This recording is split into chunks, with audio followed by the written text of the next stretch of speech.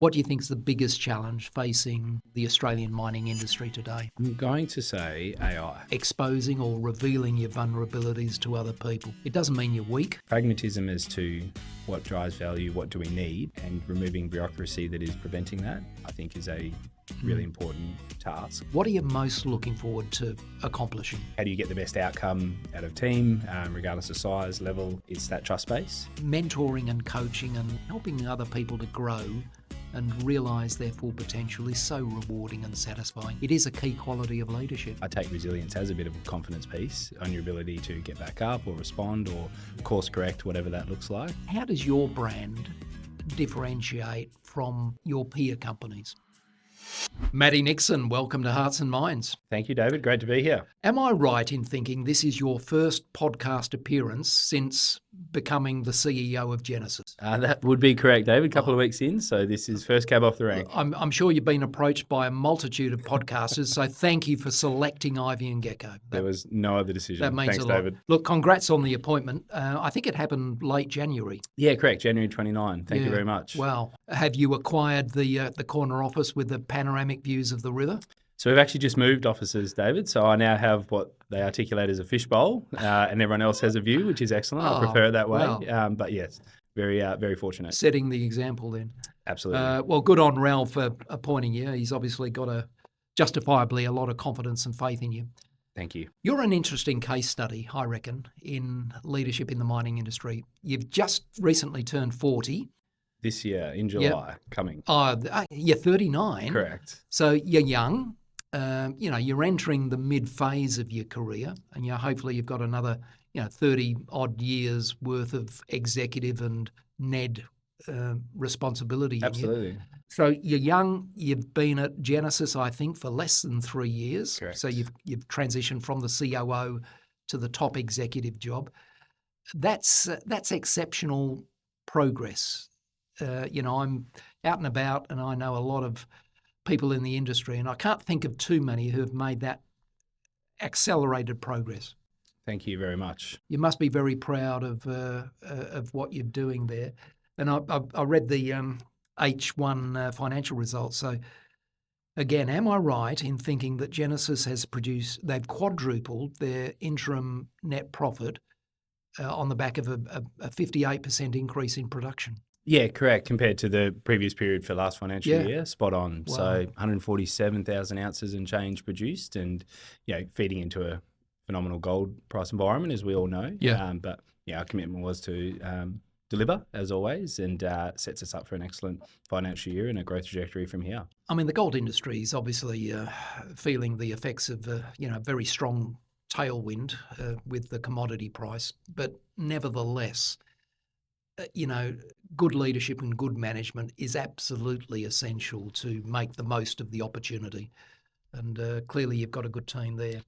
Definitely. What we normally do here, Matt, is retrace a little bit of your earlier background. What we're keen to do is get from you some of your experiences and insights that have helped you become an effective leader and someone who can engage well with stakeholders, be it inside the company or external too, and be a key player in terms of developing a safe and inclusive and healthy culture. Great. And we like to go down these themes because I know that a lot of people in the industry are keen for self-improvement. So let's see how we go. Tell us about your early years. Where did you grow up? What was it like? No, so my early years involved a lot of movement, a lot of relocation. My father was an armament fitter in the Air Force for just over 20 years, joined at the ripe old age of 15, I think he was, as a lot of people from the country did. So Perth was always our base, our home base, but posted every 18 months to 2 years. I think I went to 7 different schools in the end. We're in Perth? No, Perth and Northern Territory for the most part, and a bit in New South Wales as well, in Wagga. Which I never saw as a bad thing. It teaches you how to interact with, again, different personalities. You can recreate yourself, if you like, every time you go to a new school. But yeah, quite dynamic early childhood. Yeah. I saw a lot. Sport was definitely a key passion of mine from a very early age. Childhood years defined by baseball, footy, bit of cricket, definitely the beach. And that passion's carried through throughout my life. Yeah, cool. Did you come from a big family, siblings? So 2 siblings, younger brother, younger sister, both in the mining industry as well, as is my father now, after he left the military, which a lot take that course. Yeah. So, family of 5. Yeah. Family of 5. Yeah, great. And did you enjoy school, and were you a good student academically? I was fortunate in that regard. Blessed with the academic skill set. Applied myself definitely in my final couple of years to make sure I capitalised on that. I think my personality probably earlier was a bit disruptive, if you like. I recall reading that on a fair few reports and summaries. Enjoyed school, absolutely. Yeah, good. And outside of your immediate family, was there anybody who had a big influence on your thinking and shaping you as a person? No, excellent. Outside of immediate family, like I said, sport played a big role, absolutely. So, no one specific person comes to mind, but multiple coaches that I had. I was fortunate to play baseball at quite a decent level, a bit of time at the Institute of Sport and things like that in WA. And I was extremely driven to win, probably too much so. So when I think of the coaches, that particularly through the teenage years, teaching composure, teaching resilience, attributes that I then carried through to personal and professional life as well. I think were quite formative. And probably my grandfather, just with a message during my teenage years plenty of times, that no Nixons are lucky, so do not be relying on luck for anything that I wanted to come my way during life. And I've carried that through, and he was right. So I've carried that through. Yeah, excellent. You mentioned the Institute of Sport. That implies you were, significantly better than average at sport. Were you very talented? I was a pitcher in baseball and had a decent arm and a decent skill set. Interesting in Australia, it's growing in popularity, if you like, but compared to someone like the US, we're small numbers in a big pond over there. Yeah. So enjoyed those years and didn't take it any further over to the US, but it was a good time. Will you share something with us that outside of your family not many people know about you? Sure. So nothing probably too exciting or dramatic. What could I give? I was involved in a incident on site quite early in my career, outside of hours, some extracurricular stuff on site, and actually resulted in a significant cut or laceration to the bottom of my foot, which actually cut through a fair few tendons. So again, quite young. I was going to be off work for quite a few weeks in any case, and I was given the advice that to repair the 2 tendons to my lower 2 toes, it's going to be another 6 weeks. Patience wasn't a virtue I had at that time period, so I declined that. So now my bottom 2 toes are for decoration, basically. Not many people know that, but wow. Well, we won't ask you to reveal them here, but I appreciate that. But it doesn't debilitate you today in terms Not of at all. doing what you want to do. Not at all. When you're not concentrating on your work, and what do you do to relax? This is something I need to train myself in a little bit better, David, if I was to be honest. But again, I'll bring it back to the sport piece or even outdoors. Anything where I can switch off and not have to focus on anything specific. I really enjoy a bit of music. I think goes a long way. And whether that's watching or still playing myself or now participating in the kids' sport, I find that as a real valuable disconnect for myself, and I enjoy it. How many children? 3. So 2 girls and a boy. What Harper, age range? Isabel and Angus, 13, 9 and 7. Wow, so busy. We've entered the teenage years. Yeah, well, speaking for as someone who's got a 28-year-old and a 26-year-old, one of whom is still at home, you've got a long stretch ahead of you in terms of parenting and providing accommodation. Thank you very much. I am acutely aware. Yeah. Really keen to understand, at the age of 39, as you look in the rear vision mirror to review what you've done and who you've become, what achievement are you most proud of? That's an excellent question, David. Trying to hone in on one particular achievement. I think even prior to career or to establish the career, I was basically the first male in the Nixon side of things to get a degree. Got a bachelor in mining engineering. And that obviously defined a fair bit of what's flowed from there. So really proud of that. Family was more in the trade piece and farming and that type of things. And from there, I'd like to think that achievements have been backed by integrity as a value, and ultimately delivery to promise. Yeah, So yeah. I think that's helped pave the way. Really interesting that you focus mainly on personal values, which I find really reassuring in somebody at your level. Looking ahead into the future, and you've got quite a bit of that ahead of you, what are you most looking forward to accomplishing? If I look at the Genesis context, Yeah. current role, and as you highlighted, brand new CEO role, again, I would like to be known for, and our business to be known for, delivery to commitments, delivery of results, but always in the right way. And what I mean by that is underpinned by really strong core values that flow not just through the board or the exec, throughout the entire business. I'd be really proud of that. And ultimately, if Genesis is a business, we're on a rapid growth trajectory that we can talk about, I'm sure. If we are the group that produces a significant amount of high value, high moral value leadership in the future, again, I'd be very proud of that. Yeah, love it. Let's talk about leadership effectiveness. We all of my guests give me a range of personal qualities and behaviours that they think are mission critical to be effective in leadership. What's your take on it? I think it must start with integrity and accountability, I would call out, and genuine accountability, where I own my commitments, your team owns their commitments. I think that's really important. And in 2026, that has to be accompanied by some vulnerability and genuine empathy. As you would know better than most, that is the world we're in. It's really important. We have very dynamic stakeholders, very dynamic team members. And again, as we grow, that will only continue to escalate. That vulnerability piece and empathy piece creates trust, which must underpin everything from my point of view. Yeah, spot on. Completely agree with that. And I think sometimes people in leadership roles underestimate the value of exposing or revealing your vulnerabilities to other people. It doesn't mean you're weak. It means you're human.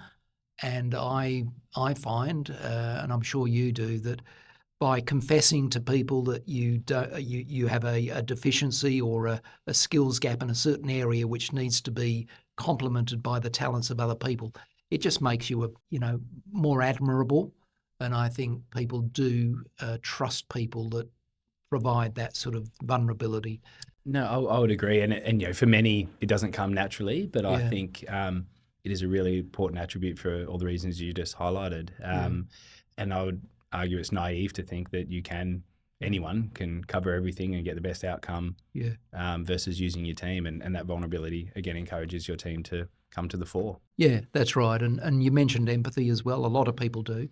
I always think that, cognitive intelligence is one thing, and you need a fair chunk of that to be running a company. But as important, or arguably more important, is EQ. It's the self-awareness, the empathy to be able to imagine yourself in someone else's circumstances or situation, and the social engagement piece as well, being able to read the room, look around corners and just be aware of where you're heading as a person, as a team, and as a business. These qualities, I think, in large part are learnable.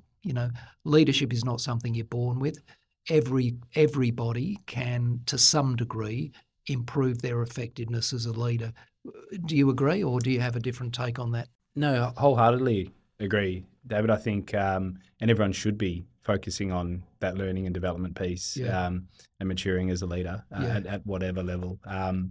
If I reflect on myself personally, during my 20s, I could not differentiate sympathy versus empathy, and I didn't put a lot of value in sympathy, if I was to be honest. But again, that education upskilling of myself, empathy is critical. It is different to sympathy, and is a really important attribute. Yeah. Absolutely. So, constantly working on yourself as a leader, and obviously mentoring your team. Should be doing that forever. You're a work in progress, aren't you, as a person and as a leader? The learning should never stop. A lot of my clients, Matt, would say to me when I'm taking a brief to fill a leadership level role, look, we need somebody who can remain calm and be rational in circumstances where there's a lot of volatility, uncertainty, ambiguity, because we're in that sort of world increasingly, where you're bombarded with events and incidents, and you need to react and course correct in real time. Share some experience you've had that might illustrate, the uncertainty of the context of working in the mining industry. I think, one could immediately point to commodity prices. I think, mining is defined by, successful mining companies defined by excellent planning, technical diligence, making sure you've got the people, the capability to then deliver that plan. But everything is premised on an assumed commodity price, whatever that commodity is. Sensitivity planning then becomes even more critical. But it is dynamic and it can be rapid. Even if it was from a extenuating factor, something like COVID, which we all can't believe it was only 5 or 6 years ago. Feels like a long time ago, but that triggered a commodity price, and in that case, at the point, an immediate drop, as well as a change to the entire landscape of how mining was able to operate, let alone the rest of the world. You have to be ready for that, and you can be ready for that. If you're only looking at, if you're in the gold industry and only looking at 6 and then 7 and then who knows what in regards to $1,000 per ounce.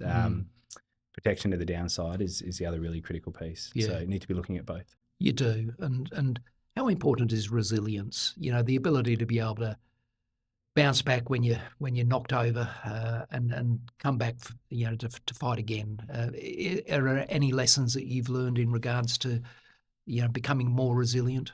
Definitely. I think the way you can feed into confidence in your own resilience, again, is that planning and that scenario piece. If I take the no surprises front, now things will surprise you on any given day, but if you're you're aware of every possible upside and downside scenario again, on the planning piece, that gives me more confidence. And I take resilience as a bit of a confidence piece on your ability to get back up or respond or course correct, whatever that looks like. And you can probably sense I draw a lot from sport, and I think sport teaches you very early and consistently, no matter what level, that resilience is a key attribute. It's not necessarily the star on any given day or any given game day. It's longevity and the ability to perform at a good level and adapt no matter who you're playing, who your opposition is, whatever your commodity is, over a long period of time. Yeah, you can certainly. There's a lot of lessons to be learned, isn't there, from sport and in relation to collaboration and teamwork as well. Again, a lot of my clients would say to me, David, when you're presenting a short list of candidates, let's include people who've got a few battle scars. People that have been through the wars and they've made mistakes, and they've learned from them.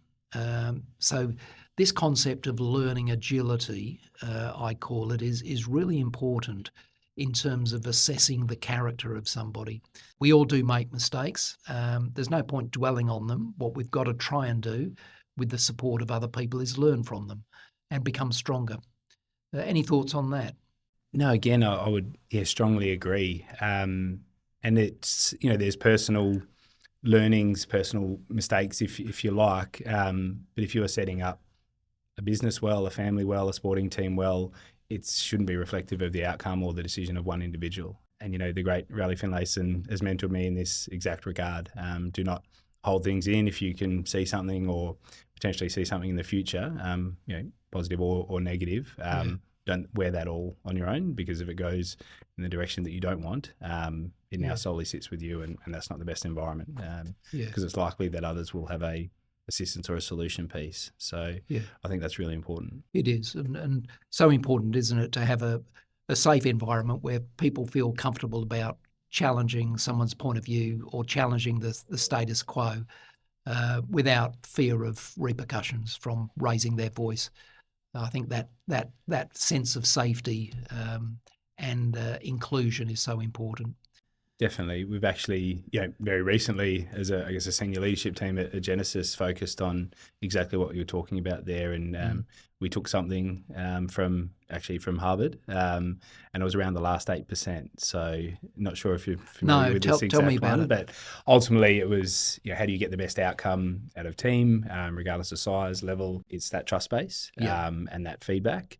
Now, what Harvard, deduced was that most people are very good at having 92% of any one given conversation. The last 8% is the actual piece of honest, probably slightly raw, need the person to be a little bit vulnerable type of feedback that actually generates most of the value. So the most high performing teams, business wise, or any facet, are very good at having that last 8% of conversation. So Interesting. Real focus for us. Yeah.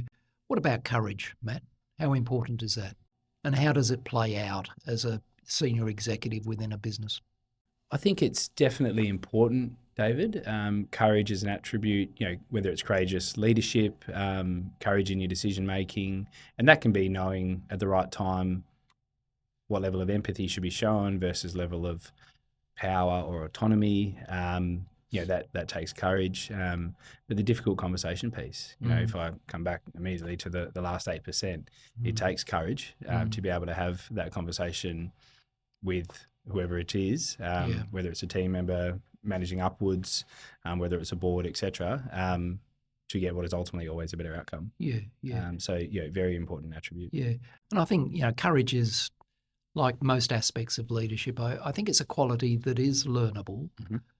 Over time, you come to understand that by putting yourself at risk, by perhaps taking a decision without complete information, that's the judgment call that the boss is required to make.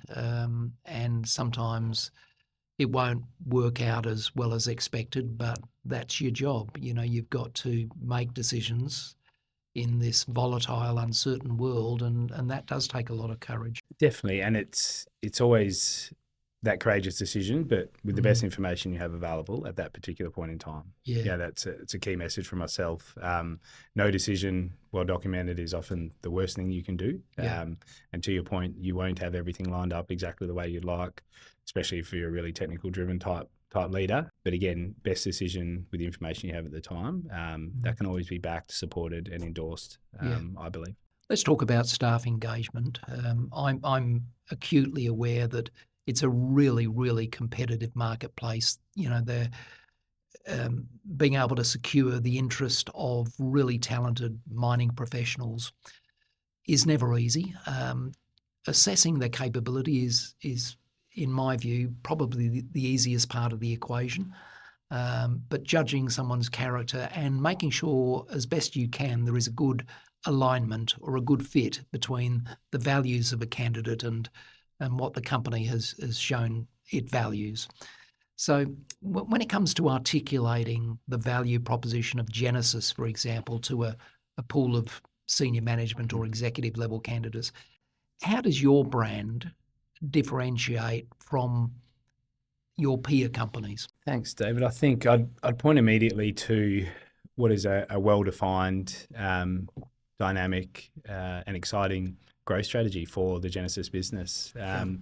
We're on track, midpoint of guidance for this current financial year, 275,000 ounces per annum, and as recent as in the last fortnight, articulating an Aspire 500 target, so 500,000 ounces per annum. We have the assets, we have the capability, the technical strength as a business to deliver to promise in this regard.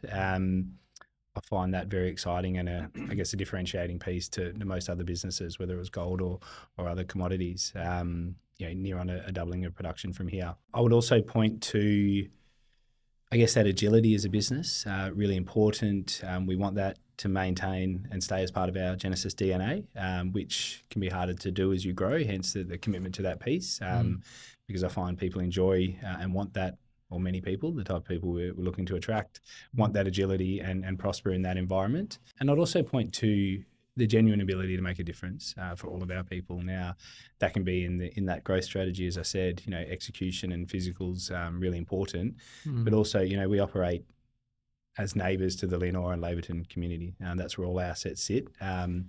We are highly focused on being good neighbours and making a genuine difference to those communities. And I think people want that opportunity and they have that with our business. Being community focused and then making sure you've got that licence to operate is so important. Correct. To all players in the mining industry. I mean, I look at Genesis relative to some of your peer companies and I see, that if I was a candidate, I'd be looking at the quality of leadership both at the board level, the quality of the governance, if you like, as well as the quality of the execution leadership. You've got some really, really good, experienced, respected people there.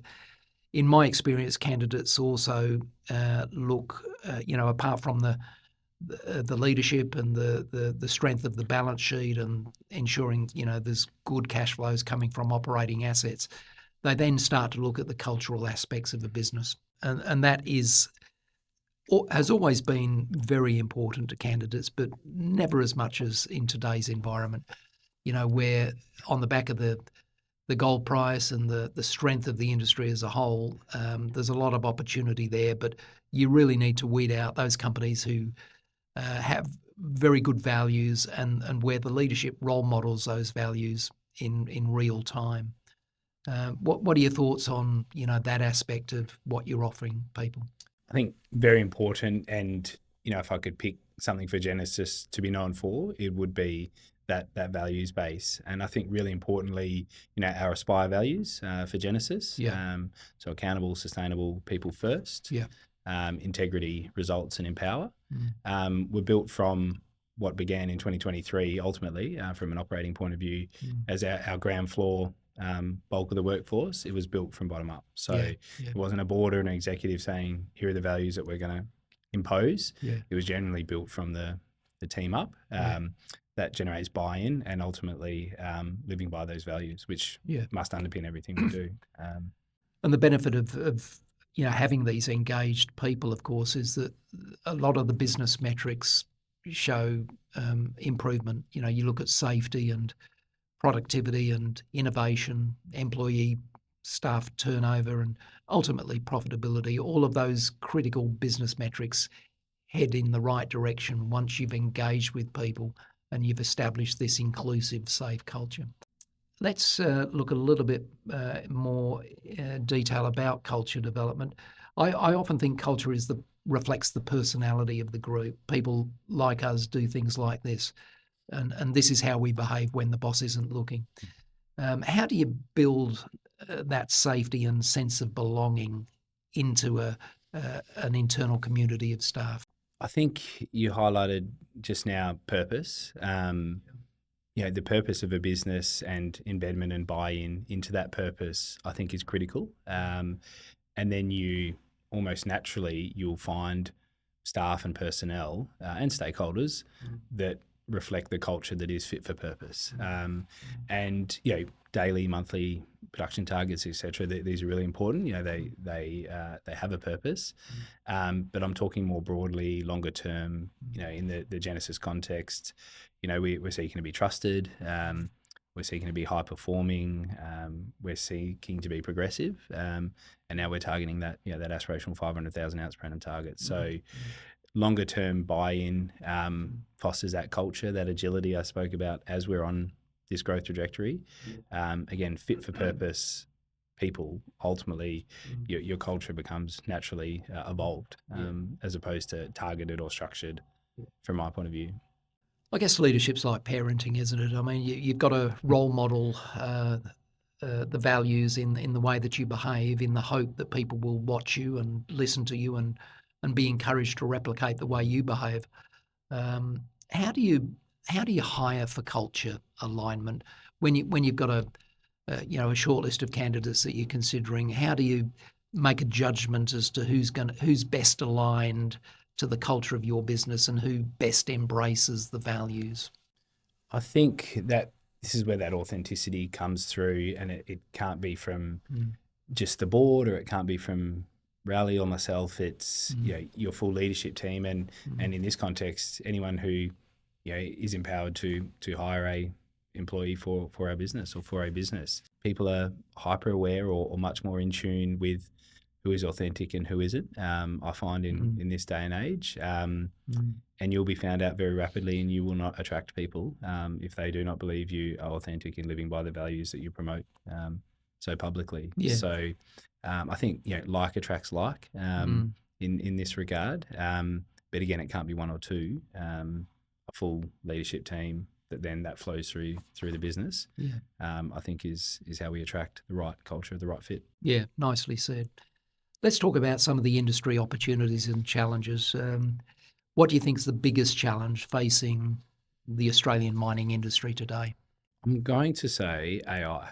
Okay. And the reason I say that, there's probably plenty we could talk about in the, particularly in the talent space and some of the compliance and permitting and where the industry is heading or hopefully course correcting from my point of view in that regard. But AI I just find so fascinating on the amount that myself and I think plenty do not understand. And that's okay because I think there's experts that are still arguing with each other and maybe on different trajectories. But the fact of I see it as the biggest piece that we don't understand means I see it as one, a tremendous opportunity, but also a significant risk. Let's pull that thread a bit more specifically, if you can. What do you identify as the key opportunities and the key risks of applying AI into the mining industry? I think the opportunity of application, could probably sit in multiple facets, and it's not necessarily about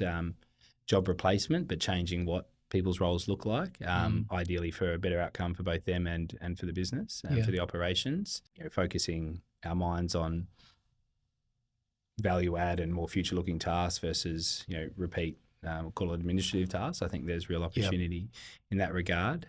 In the mining context, definitely the safety piece. So as we've known for a long time, any ability to displace a person doing a hazardous task with some form of technology is obviously an advance in safety.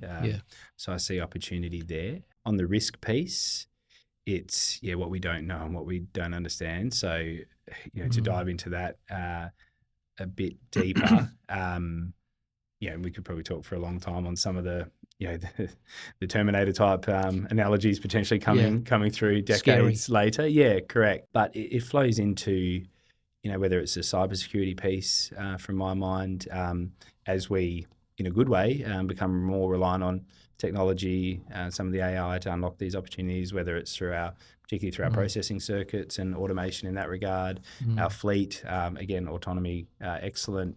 It takes people out of hazardous environments, etc. That opens the door for undesired outcomes with people that can get in and influence and manipulate potentially some of these systems. So I'm upskilling myself and seeking for our team to upskill ourselves rapidly because, from my view, you do not want to be left behind. No, you can't afford in the coming years. And I think as I go through the education process, just the potentially rapid evolution of this AI piece and the introduction of AGI, which means it's no longer relevant whether it's a 160 IQ person or a 100 IQ person. When we're talking about thousands equivalent, pretty scary concept if we don't understand it and if we're not controlling it in the right way. Yeah, the genie's out of the bottle, that's for sure. So Agreed. everybody's got to get their head around this and manage it and utilise it as best they can. I find it interesting that question I posed to you, what do you think is the biggest challenge facing the Australian mining industry? Of all the guests I've had on this show, 37 or so, nobody has ever said AI. And maybe that's a reflection, in part, of your age. I mean, you're 39. Most of the people I interview at your level of seniority are in their 50s. So maybe it's in part, a generational thing that's uppermost in your mind. A lot of people would refer to land access or the cost of energy or the availability of energy or the cost of labour, approvals, frustrations with the regulatory bodies. They're the typical answers. So I'm really fascinated you came out with that. I think they're all there, David, absolutely. When we can talk to those, but and even less around the age piece, there'd be people, in the decade below me that have a much broader grasp on all things AI. It's more what I feel we don't understand well, and not just the mining industry, just society in general, industry in general. But what we don't understand, we can't necessarily control in the right way and use in the right way. So looking to be on the forefront in that regard, or on the front foot. Sorry. Going back to approval processes, I follow, and I'm sure you do, the Fraser Institute comes out with an annual survey of ranking. So I think the move to 17th on the Fraser list that you're referring to, David, is reflective of as you articulated, the permitting space or how it's perceived, the complexity, the timeline, and the cost that it introduces. There are people trying to get us back towards the top in that regard and make us more attractive. I know that we need to keep going. If I could summarize, what would I do? What would I love to see? I could articulate it as pragmatism. Now, I know that is a broad term. So to expand, it would be what is driving, or what is a key driver of not just WA, of Australia? What value does the resources industry add? What is the risk if the resources industry doesn't continue to add that value? When I look at, again, the state and federal economy, the way we live our lives in Australia. Now and it's well, I guess, articulated or documented, mining industry hasn't necessarily done a great job in recent history at communicating effectively that value. And again, there's been inroads in that regard, and it's going to take time.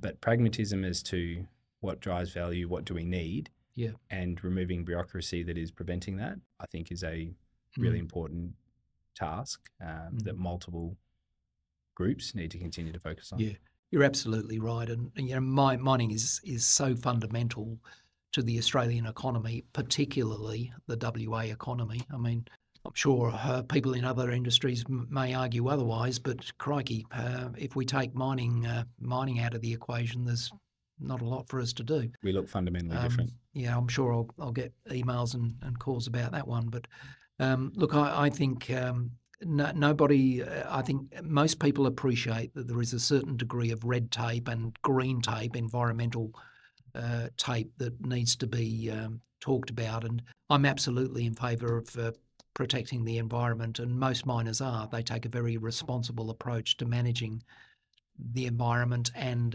looking after Indigenous groups and so on, landholders. But the bureaucracy attached to the red tape bit, and I know Warren Pearce from AMEC and Tanya Constable at the Minerals Institute of Australia are very mindful of this, and they're working hard to do it.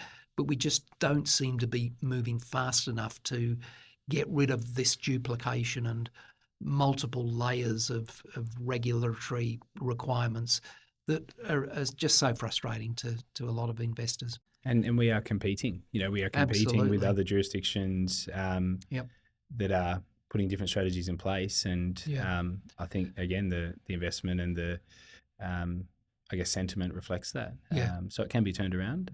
I believe that. Like you said, there's plenty of people doing some good things. But to your point around, or the point I was making around communication, around, I guess, our industry, that is exactly right. I'm comfortable and would like to believe across the board that mining companies and resources companies and suppliers too, et cetera, down the chain are authentic in their intent to build a business in the right way in the resources space. So the right way being sustainable, whatever that means for each individual business, whether it's environment, community, governance, et cetera. So they can coexist, but making it a bit more streamlined is a key target at the moment.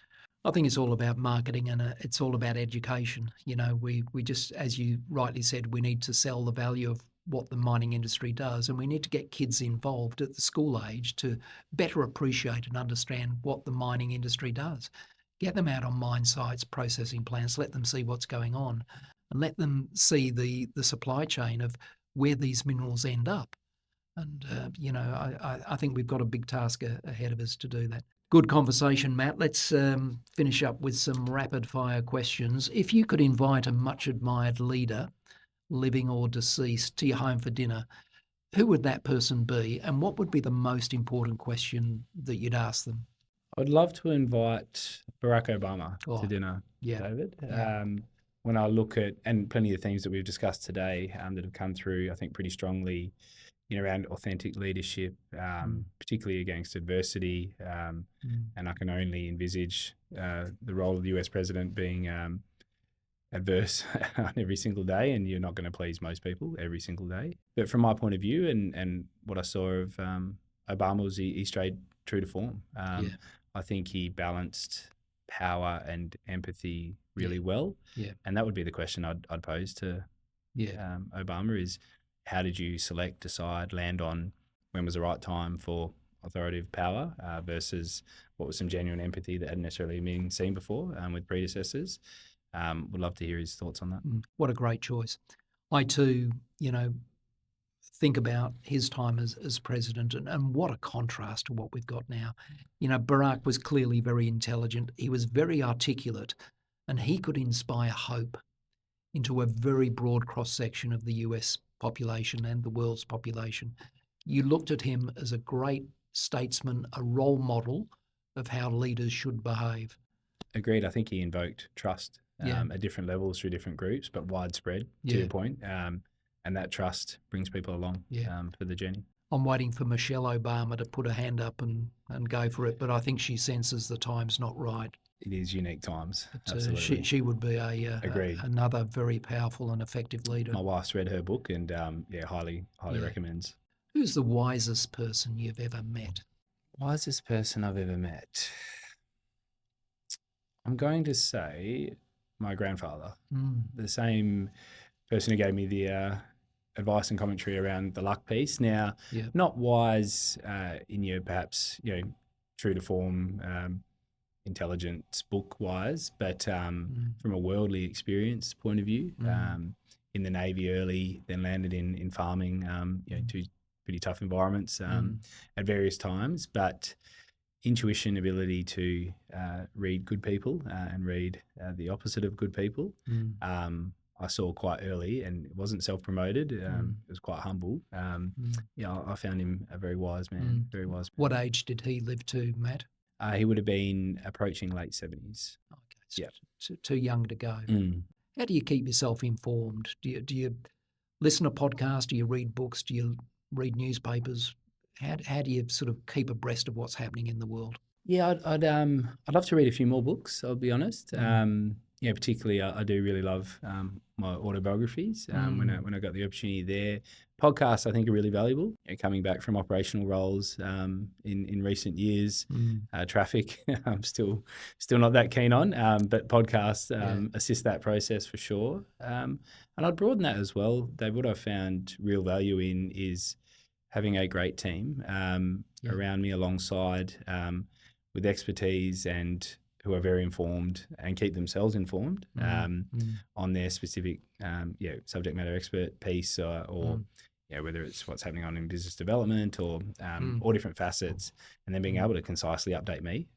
That's been excellent in recent years. I'm a fan of podcasts. I guess I've been podcasting now for 5 or 6 years. It's part of my daily routine every morning is just to tune into a podcast, and there are so many available now.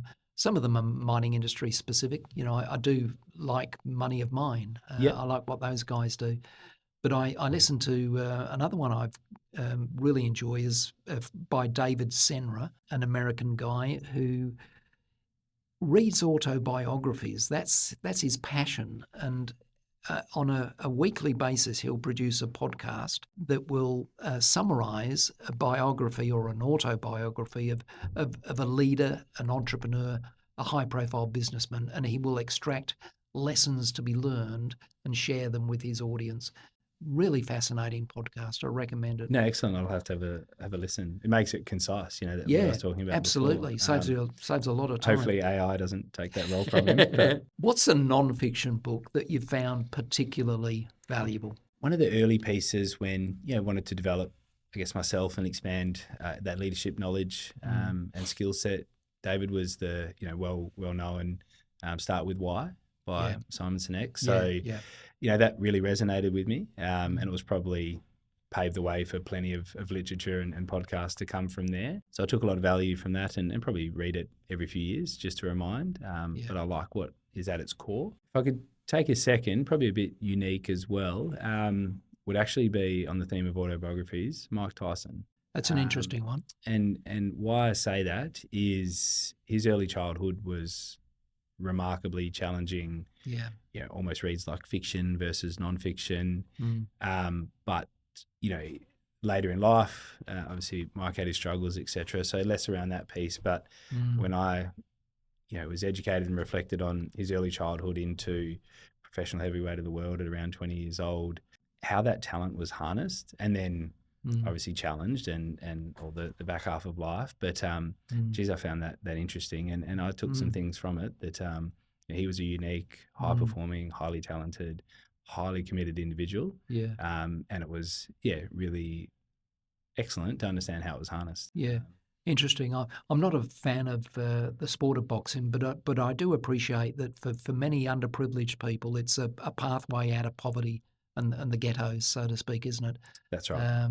To aspire and utilise that physical talent, and even the talent of being able to intimidate other people as well. It's a fascinating story. If it was harnessed, absolutely. So as long as you don't bite people's ears off. Correct. So Matt. plenty of things you do want to emulate or recommend. But again, I think you can take some good lessons out of any high performing individual's life and story, and that one resonated with me. Yeah, agreed. What really energizes you? I love teaching.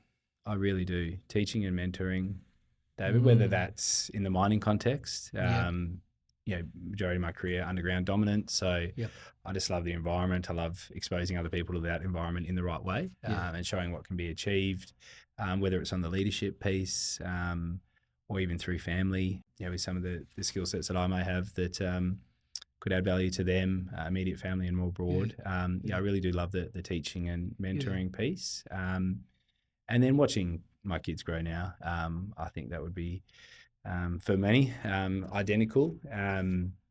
But it energizes me seeing them attack things, solve problems, and ultimately, hopefully enjoy life for the majority of the time. I love that. And I'm glad you said it, because mentoring and coaching and helping other people to grow and realise their full potential is so rewarding and satisfying. It is a key quality of leadership as well as parenting.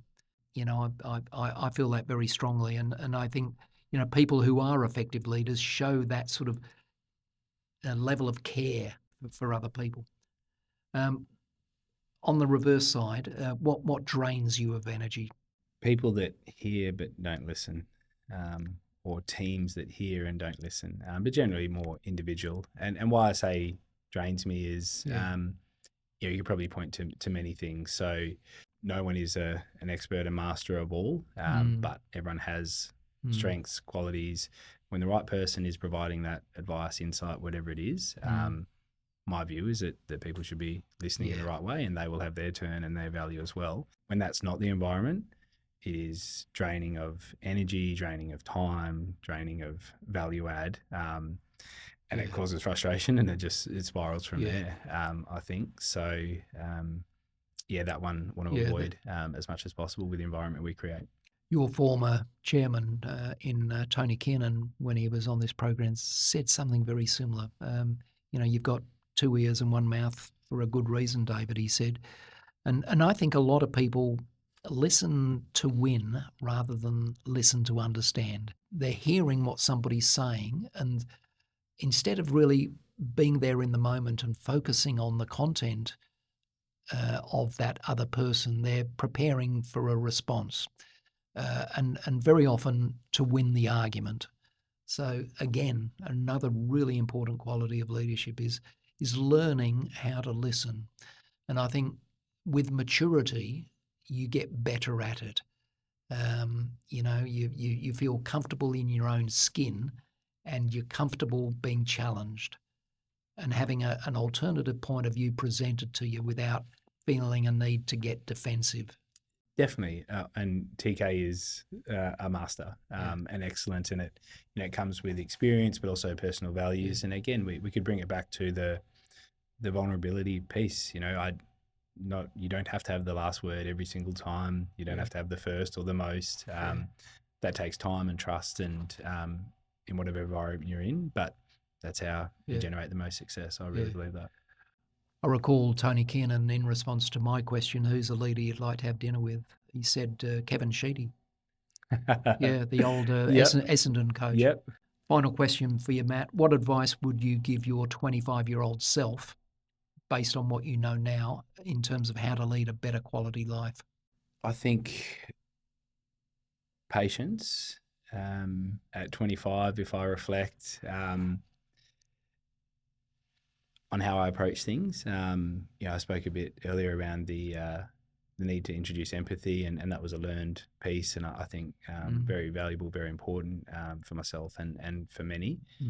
But you don't have to achieve everything all at once. Having an aggressive trajectory is fine, and if that suits you as a person, and where you'd like to find yourself in the future, which doesn't have to be everyone. Absolutely, I believe that. But stay true to your goals, but have some realism around patience. There will be wins, there will be downtimes. Plenty of the attributes we spoke about today will get you through those, as well as a support network. So don't erode that support network for certain, whether it's career aspirations or singular aspirations. You know, there's probably the 4-burner type theory that you're no doubt across. You know, if we isolated work, physical health, family, and perhaps mental health on the 4 burners or something to that effect, you know, you can't really run all 4 at once. That's okay, but you've got to get which ones you're running at any one time. Try and get that right to the best of your ability, and that you summarise that as balance. Yeah, so, nice. If I could educate myself at that point, I think that would go well. Nice. I think you've got a maturity and a wisdom beyond your 39 years, Matt. Thanks very much for speaking with me today. Really appreciate the opportunity. Thanks, David. You're welcome. And I need to thank a few people. Louis from Podwave Studios on the production desk today. Thanks, mate. My colleagues Alana and Carol, who've made this episode possible. And most importantly to our listeners, I hope you've enjoyed this conversation with Matt Nixon, and that you'll tune in to our next episode. Bye for now. Thanks for tuning in to Hearts and Minds. If you enjoyed this episode, please take a moment to leave us a rating or share it with a friend. And don't forget to follow us and connect on social media for updates on all of our upcoming guests. I'm Alana Bray-White, and I look forward to you joining us for our next episode.